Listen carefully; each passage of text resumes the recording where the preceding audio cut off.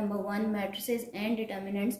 बहुत ही easy unit है, इंतहाई आसान है और आपको ये चीज़ें बहुत ही जल्दी समझ में आने वाली हैं। इसके कुछ बेसिक टर्म्स को मैं आज आपको डिफ़ाइन करके बताऊंगी और इसका थोड़ा सा इंट्रोडक्शन जो है वो मैं आपको दूंगी। सबसे पहले तो हमें ये पता होना चाहिए कि what is a matrix, matrix होती क्या है और इसे हम किस तरह से डिफ़ाइन करते हैं। तो देख लेते हैं कि मैट्रिक्स क्या है और इसको हमने कैसे डिफ़ाइन करना है।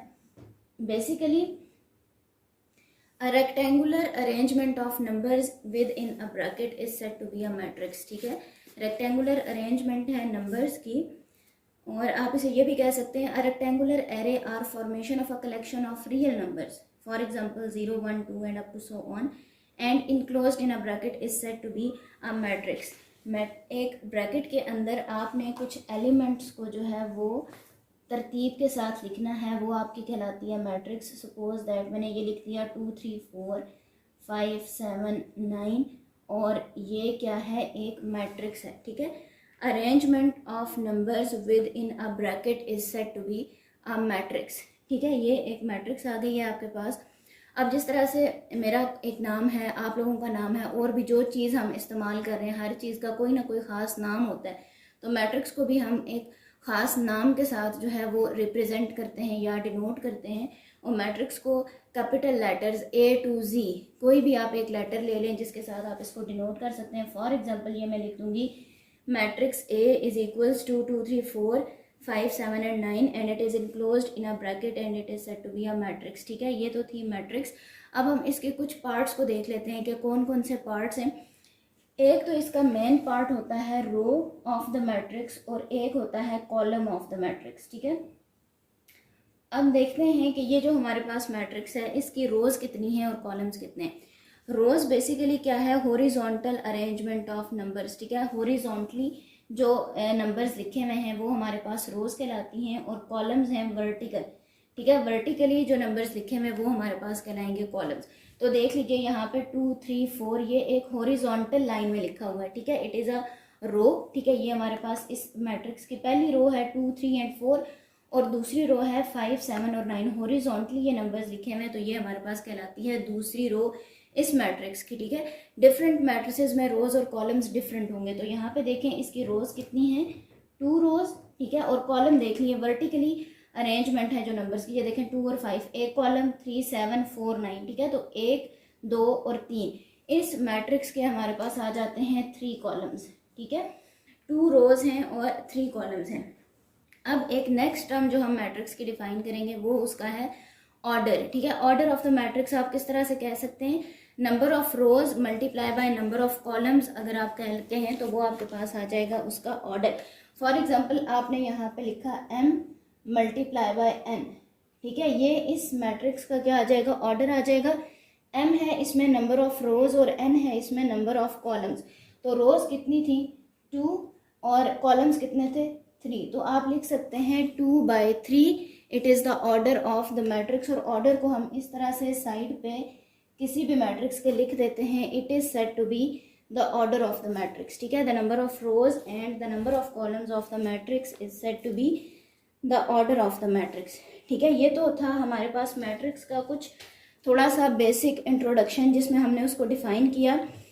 The rectangular arrangement of numbers enclosed within the bracket is said to be the matrix। ठीक है, और हमने ये देखा कि मैट्रिक्स को हमने किस तरह से डिनोट करना है, capital letters A to Z कोई भी आप लिख सकते हैं, उसके साथ आप उस मैट्रिक्स को डिनोट कर सकते हैं। उसके बाद हमने देखा कि एक मैट्रिक्स के पार्ट्स कौन कौन से होते हैं, एक होता है रो और एक होता है कॉलम। ठीक है, हॉरिजॉन्टल अरेंजमेंट नंबर्स की आपके पास कहलाती है रोज और वर्टिकल अरेंजमेंट नंबर्स की कहलाती हैं कॉलम्स। इस मैट्रिक्स के आपके पास थे 2 रोज और 3 कॉलम्स।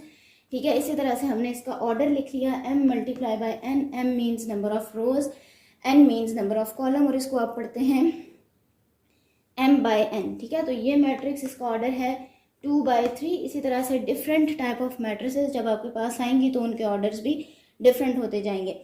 नेक्स्ट हम डिस्कस करते हैं कि मैट्रिसेस इक्वल कब होती हैं। ठीक है, नेक्स्ट हमारा टॉपिक है इक्वल मैट्रिसेस। इक्वल तो जैसे कि नाम से ही आपको पता चल जाना चाहिए कि बराबर के लिए होता है। ठीक है, तो हम देखेंगे कि 2 मैट्रिसेस इक्वल कब कहलाती हैं और मैट्रिसेस के इक्वल होने के लिए हमारे पास दो कंडीशंस है। Two matrices are said to be equal if and only if, अगर वो दो कंडीशंस सेटिस्फाई करती हैं तो तब हमारे पास मैट्रिसेस इक्वल मैट्रिसेस कहलाएंगी। फर्स्ट कंडीशन क्या है, their order is equal to E, their order should be equal. आप कह सकते हैं order of A is equals to order of B. मतलब क्या है कि आपके पास एक मैट्रिक्स का ऑर्डर दूसरे के ऑर्डर के इक्वल है, नंबर ऑफ रोज और नंबर ऑफ कॉलम दोनों के इक्वल होने चाहिए। और सेकंड कंडीशन क्या है, their elements should also be equal, उनके एलिमेंट्स को भी सेम होना चाहिए। Their corresponding entries should be equal. ठीक है, ये हमारे पास नेक्स्ट कंडीशन है, their corresponding entries should be equal. और आप कह सकते हैं their corresponding entries are equal. अगर ये दो कंडीशन कोई भी दो मैट्रिसेस सेटिस्फाई करती हैं, they are said to be equal matrices. इसके लिए मैं आपको एक एग्जांपल करवाती हूँ, तब आपको अच्छे तरीके से समझ आ जाएगा कि इक्वल मैट्रिसेस किस टाइप की मैट्रिसेस होती हैं और उन्हें हम किस तरह से लिखते हैं। सपोज कर लेते हैं कि मेरे पास एक मैट्रिक्स है ए, ठीक है, उसके एलिमेंट्स किस तरह से आ रहे हैं 1, 3, -4 एंड 2। ये मेरे पास एक मैट्रिक्स है और एक मैट्रिक्स है मेरे पास बी मैट्रिक्स और इसके एलिमेंट्स आ रहे हैं 1, 2 + 1 -4 और ये आ जाएगा 4 - 2। ठीक है, ये मेरे पास दो मैट्रिसेस हैं। अब आप देख लें कि ये इक्वल किस तरह से। अब देखें, पहली एंट्री इसकी 1 है, इसकी भी 1 है, ठीक है, इसकी सेकंड एंट्री है 3 और इसका लिखा हुआ है 2 + 1, 2 + 1 3 होता है। ठीक है, तो ये दोनों एंट्रीज भी इक्वल हैं। ये -4, यहाँ पे भी -4 है और ये 2 है और 4 - 2 आंसर इज 2। मतलब क्या है कि इसके सारे एलिमेंट्स इक्वल हैं, ए के एलिमेंट्स बी के। और ऑर्डर इसका देख लीजिए, नंबर ऑफ रोज कितनी है 2 बाय नंबर ऑफ कॉलम्स, ये भी 2। और इसका ऑर्डर देख लीजिए, नंबर ऑफ रोज कितनी है 2 और कॉलम्स कितने हैं वो भी 2 हैं। तो इन दोनों मैट्रिसेस की एंट्रीज भी सेम है और इन दोनों मैट्रिसेस के ऑर्डर्स भी सेम है। So it means that A is equals to B. ठीक है, दो मैट्रिसेस इक्वल कब होती हैं, when their corresponding entries are equal and their order is also equal. So these two matrices are said to be equal matrices। ठीक है, सो आज की वीडियो में हमने मैट्रिसेस का कुछ थोड़ा सा बेसिक डेफिनेशंस देखी और उसकी कुछ टर्म्स को डिफाइन किया और हमने ये डिस्कस किया कि इक्वल मैट्रिसेस कौन सी होती हैं। नेक्स्ट वीडियो में हम इंशाल्लाह एक्सरसाइज करेंगे, एक्सरसाइज 1.1, और उसमें यही बेसिक कॉन्सेप्ट्स जो हैं वो यूज़ हुए हुए होंगे। अच्छा, अगर आपको ये वीडियो पसंद आई तो उसे लाइक कर दीजिएगा, शेयर कर दीजिएगा और अगर इस चैनल पे नए हैं तो चैनल को सब्सक्राइब कर दीजिएगा। मिलते हैं नेक्स्ट वीडियो में। अल्लाह हाफिज़।